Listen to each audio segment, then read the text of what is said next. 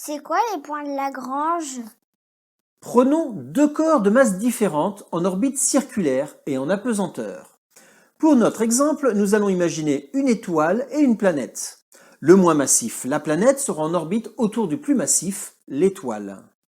Chacun exerce une gravité sur l'autre. En réalité, si on veut rentrer dans les détails, la planète ne va pas tourner autour de l'étoile, mais autour du barycentre du couple étoile-planète. L'étoile va plus ou moins être attirée par la planète qui lui tourne autour, un peu comme le phénomène des marées sur Terre, en lien avec la Lune. L'étoile massive exerce une forte gravité sur son environnement, un peu comme un aimant qui attire les métaux. Mais l'étoile n'est pas la seule à exercer une gravité. La planète également. Moins massive que l'étoile, son champ de gravité est plus faible, mais bel et bien présent. Si l'on place un objet avec une masse négligeable comme un astéroïde à cet endroit, juste en équilibre entre les deux forces de gravitation, cet objet pourra garder cette position de façon relativement stable tant que quelque chose ne viendra pas rompre cet équilibre.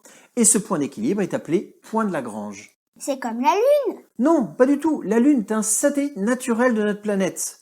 Et elle est en orbite autour de la Terre. Par contre, dans le couple Terre-Lune, il y a également des points de Lagrange.